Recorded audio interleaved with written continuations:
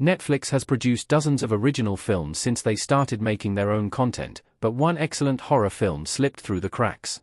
Despite going up against stiff competition from more traditional Hollywood sources, Netflix's foray into original movies was an almost immediate success.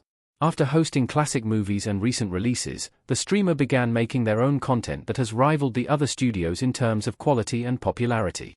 Horror has always been a popular genre with moviegoers, and the Red brand has made their fair share of spine-tingling original films. Whether it was Stephen King adaptations like 1922, or the pop culture phenomenon that was Bird Box, Netflix's output of horror films has grown. Unfortunately, Netflix is also a massive platform with hundreds of options to choose from, and that means that movies and shows get buried almost immediately upon release. Netflix originals tend to fare a bit better, but even excellent films get washed away in an ocean of new content that is put up on the streamer on a weekly basis. One such horror film from 2018 is a true hidden gem, but it's worth digging up. What makes Cam such a good horror movie? A realistic and modern horror experience. Madeline Brewer sitting down beside a bed in Cam. 2018's Cam dropped on Netflix and largely faded away, despite the fact that it scored high marks from critics across the board.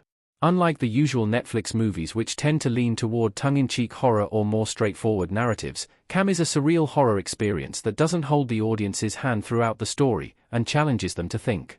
E-horror is not really anything new, but director Daniel Goldhaber and writer Isa Motzi approached the subject with knowledge and understanding, and an appreciation for the complexities of modern internet culture. Madeline Brewer's character, Alice, is no mere caricature, and her struggles are quite human.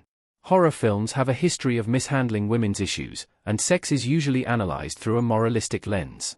Cam is completely different because it treats Alice with respect, which in turn actually makes the story much scarier because the audience wants her to succeed. The internet world that Alice inhabits is true to life, and Cam approaches stolen identity on a much deeper level. The terror comes from Alice finding her personality stripped away, which offers subtle commentary on the dehumanizing effect of modern life. Cam could stand as a straightforward drama with only a few tweaks, and it deftly balances the horror elements with the basic human struggle of its main character. However, the strange twist involving Alice's duplicate is still harrowing, especially since the film doesn't really offer much explanation. Alice understands as much about her situation as the audience does, and it's so much more chilling when her fake online persona is left a mystery. Cam might not be a mile-a-minute thrill ride, but it's a tense exploration of modern society, and it eschews problematic horror tropes from the past. Cam star Madeline Brewer should have become a scream queen. Brewer has all the right stuff to be a modern scream queen. It's a surprise that Madeline Brewer didn't become a modern-day scream queen after starring in Cam.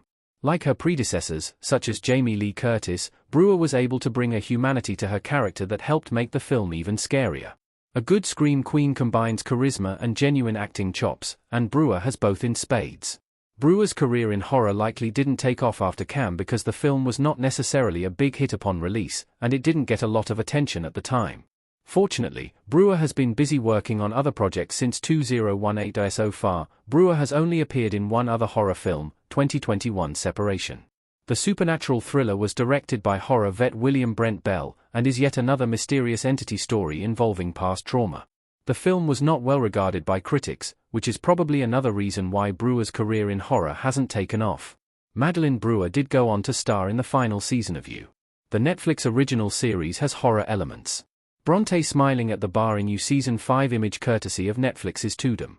Besides her appearances on shows like Hemlock Grove, Grimm, and Shining Girls, Brewer's recent turn on the final season of You is her biggest brush with horror. She stole the show in the Netflix series' final season as Bronte, a playwright who becomes the object of Joe's affection when she begins to work for him. Naturally, Bronte has secrets of her own, and turns the tables on Joe Goldberg. You might not have been the scariest series, but it showed Brewer's versatility, something that is a necessity when appearing in horror.